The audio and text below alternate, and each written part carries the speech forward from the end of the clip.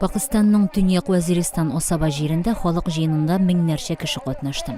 27 майда узган лой җиргә утырышында аксакаллар төбәктә сугышчылар яшеренгән дип шикләнелгән урыннарга һава һөҗүмнәрен туктатырга чакырды.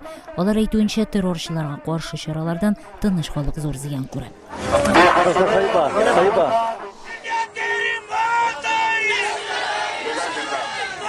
Шулай ук Пакистанның төньяк көнбатышындагы Пешавар шәһәрендә дини төркемнәр һәм сәяси фиркалар Пакистандагы беренче атом сынауларын искә алды. 1998 елның 28 маенда Пакистан җир астында 5 атом бомбасы сынау үткәреп, атом бомбасы ясаган һәм аны уңышлы рәвештә сынаган 7нче ил булды. Шуннан бирле һәр елның 28 маенда Пакистанда бу көнне бәйрәм итәләр.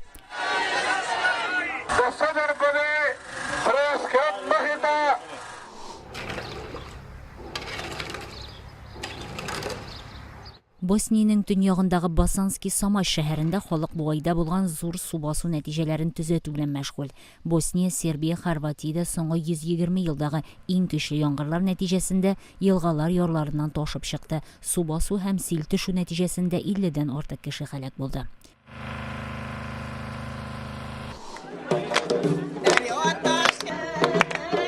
Кыргызстанның көньягындагы Баткен төбәгендә Фергана үзәнлеген бүлешүче илләр арасында татулыкны арттыру максатында мәдәни фестиваль узды.